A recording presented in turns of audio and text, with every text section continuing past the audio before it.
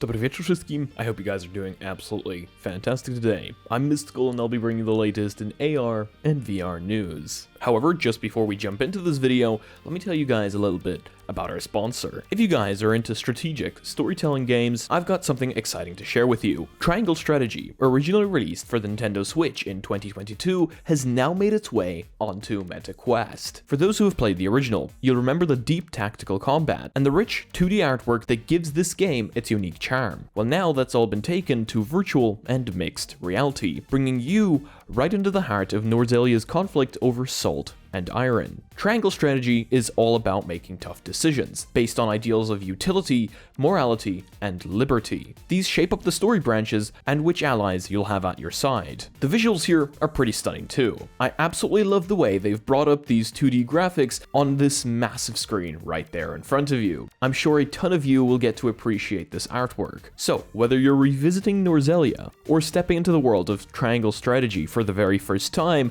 the Meta Quest version offers a completely fresh way to experience the game. So, what are you waiting for? Head over to the Meta store with the links down below and dive into this unique blend of strategy and immersive storytelling. Thank you once again to Triangle Strategy for sponsoring this video, and let's get right into it. Okay, so the first piece of news that we have today is actually a fairly big one, as the first bit of Quest UI redesign is finally arriving to us on v71. And this isn't a small redesign either. This is one that you're going to notice straight away. Reading from Upload VR, Quest v71 is a huge update, bringing a number of improvements and new features to Meta's Horizon OS. Quest v71 brings a design refresh to Horizon OS. Meta said it made assorted changes to the way panels look and behave, where the control bar resides, the colors of various UI elements, and so on. And these changes come for both light mode and dark mode. The most significant change, though, is to the settings interface, which has been completely revamped with a side tab design that resembles iPadOS and regular Android on tablets. Meta says it's also improved search within settings, so you can now find exactly what you're looking for. You now also have AI audio to expression. Meta says v71 brings audio to expression, an on-device AI model that derives compelling facial motion and lip sync signals from only microphone input, providing estimated facial expressions without face tracking hardware. So this is actually really interesting. They're going to be using AI instead of face tracking in order to derive what your face actually looks like when you're speaking. I guess we have had versions of this in the past, but I assume this is going to be a lot better. We now also apparently have smoother pass-through. Meta says it improved the camera frame rates to align with your display frame rates, which should make pass-through look smoother. This is the third announced improvement that Meta has made to its pass-through technology since the launch of the Quest 3. Update v64 in April brought improved exposure control and dynamic range, making it easier to read physical displays like your phone or monitor. And then in Update v66, they brought significantly reduced warping distortion. We also, in v71, apparently get travel mode on trains, as Meta teased at Connect, v71 adds support for travel mode on trains. Originally designed for airplanes, Quest 2 and Quest 3 got travel mode back in May, and it's supported on the new Quest 3S as well. Some Quest owners reported that travel mode already works with trains, but this official support will likely make it more reliable. We now apparently have Dolby Atmos, which is interesting because I thought that was a hardware thing and not necessarily you could add in software, but hey, apparently I don't know much. Quest v71 adds support for both Dolby Atmos and Dolby Digital 5.1 and 7.1 surround audio, with the headset's rotation panning the soundscape. Meta says this will be supported in content on select websites in the browser, and that it will expand to other service providers soon. So I assume this will be very nice when watching a video on, say, Netflix or Disney Plus or any of those platforms where Dolby Atmos is actually supported. A calendar app has now been added. I feel like a calendar app being added is almost on par with the iPad getting the calculator. With v71, Horizon OS now has a built-in calendar app. The Horizon OS calendar supports Google Calendar and Microsoft's Outlook calendar, as well as Horizon Worlds events and Horizon Workrooms meetings. Well, I guess that's nice in case you use those platforms. Remote Desktop has now also been added to your quick settings. With v71, you can actually access your PC really quickly through Remote Desktop by just clicking on that quick settings tile, meaning you no longer need to look in your library for the remote settings application. In the future, Meta plans to reduce the friction of Remote Desktop even further for Windows 11 laptops via a partnership with Microsoft that will let you extend your display by just looking at them, kind of like the Vision Pro has had for a while now. Scene mesh scanning improvements have also been added with v71, and you'll be able to update the mesh of a room from settings, building on the refining of the original mesh instead of needing to rescan it from scratch. You'll also, the company says, see a miniature 3D representation of each room you have saved. That is actually really cool. I really hope that they kind of let us scan our rooms in the future and produce them into 3D models. I think that would be really, really cool. Yeah, not something everyone needs or not something everyone wants, but I think being able to kind of export a 3D model of our room and maybe import it into VRChat or something would be really, really cool. We now have a volume mixer. With v71, you can adjust the volume of your calls separately from the volume of app and media audio from quick settings. This means you'll no longer need to bring down the audio volume of each game to hear other people in your Horizon party, WhatsApp or Messenger calls, or other communication platforms. You can now also share spatial videos in Horizon chats. With v71, you'll be able to send videos to your Horizon followers in Horizon chats. Meta says this supports both flat videos and Apple Spatial videos, meaning you can directly send spatial videos you capture with your iPhone 15 Pro or iPhone 16 series, and others will be able to see them inside their headset. That's actually a pretty decent feature right there. It's too bad Spatial Videos still currently only supports iPhones, as these things have a bunch of cameras as well. Hello Android, when are you gonna implement that? We now have in-headset controller and stylus pairing. We actually mentioned this one in the past. We will no longer need to use the application on your phone in order to pair new controllers or a stylus. So that's really nice. Instead, you should be able to do it in a headset. Finally, we have the app permissions indicator on our menu bar. This is actually something iPhones and Android phones have had for the longest time, up in the top right here. Essentially, a little indicator will show up in case an app is using your camera or your microphone. On Quest, I imagine it's mostly going to be things like the microphone, since most apps are going to be using those cameras for tracking.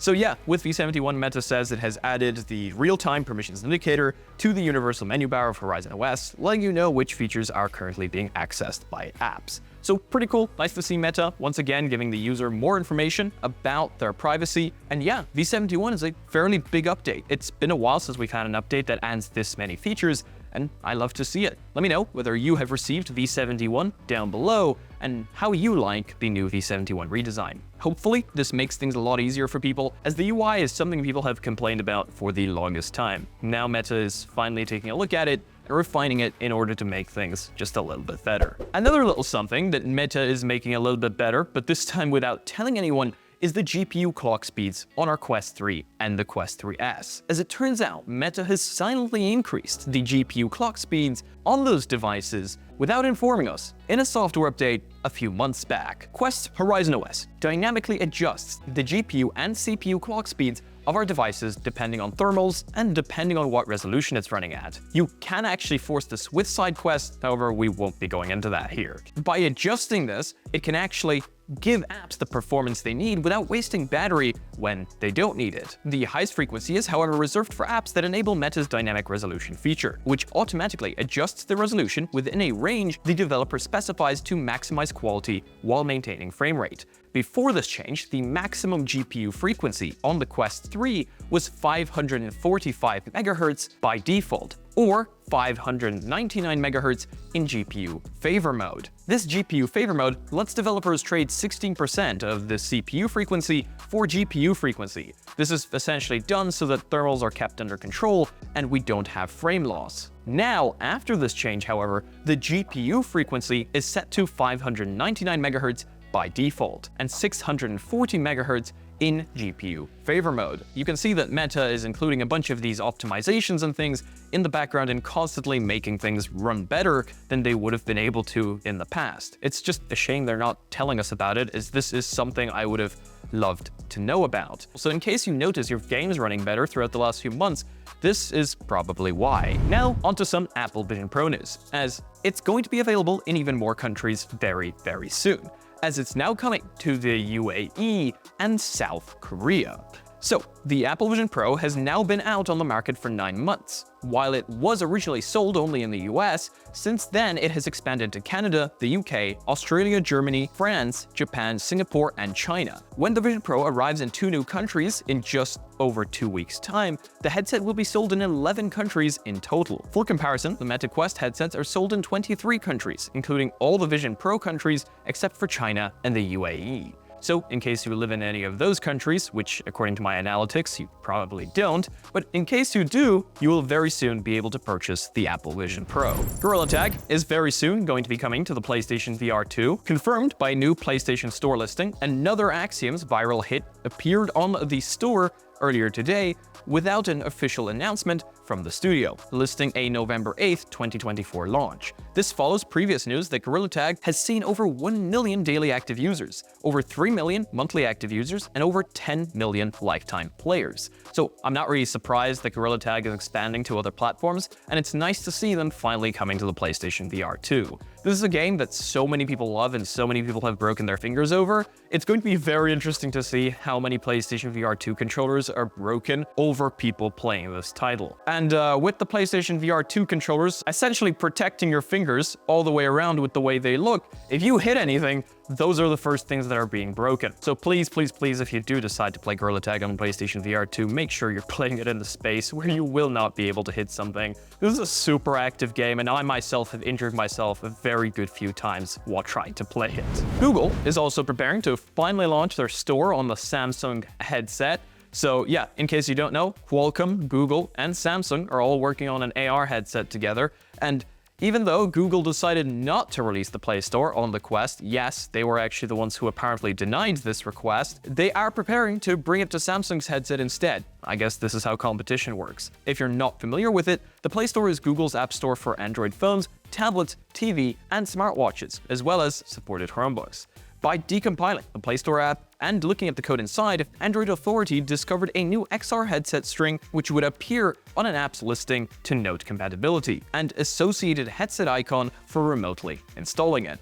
So yeah, I guess I'm not super surprised here. It's just nice to see them actually working on something. I'm very interested to see what this XR Play Store app is actually going to look like and how it's going to differ from just a standard 2D app that we have here. I really hope they make something different and they don't just slap a 2D app inside the headset. That would just be very boring. And finally, something a little bit unexpected, as Nintendo might just be working on a Nintendo Labo successor for its Switch successor. Nintendo has published a new patent which could point to its next iteration of Labo VR for its long-awaited Switch successor. While news of the company's next Switch console is expected within this fiscal year, the Nintendo president said in May, rumors, however, suggest the company has delayed release until early 2025, which has only fueled speculation among Nintendo acolytes, hoping for what promises to be a bigger, better Switch. Now Nintendo has published a patent that appears to be a VR add-on similar to its Labo kit, first released in 2019, which allowed users to essentially build a VR display add-on for use in experimental minigames, and for playing a handful of traditional Switch titles in 3D. It's not a VR headset as a typical VR headset would be. Let me know what you think about the Nintendo Labo, and would you be interested in a successor? Either way though, that's going to be it for today's video. Let's jump to the outro. Thank you so much for checking out this video. I hope you guys enjoyed it. As usual, if you like this one, please leave a like. If you disliked it, I guess this button works too. But let me know why down below. If you're not yet part of our community, check out our Discord and our Reddit down below where I want to see you posting your spicy news. And thank you so much to all the Patreons supporting this channel. You guys are amazing. Seriously, much love. Thank you so much for your support. You are what makes this possible. And as usual, if you want to be notified of content coming up on the channel, make sure to smack that subscribe button with your forehead, ding my bell, and see you again in the next video. Peace.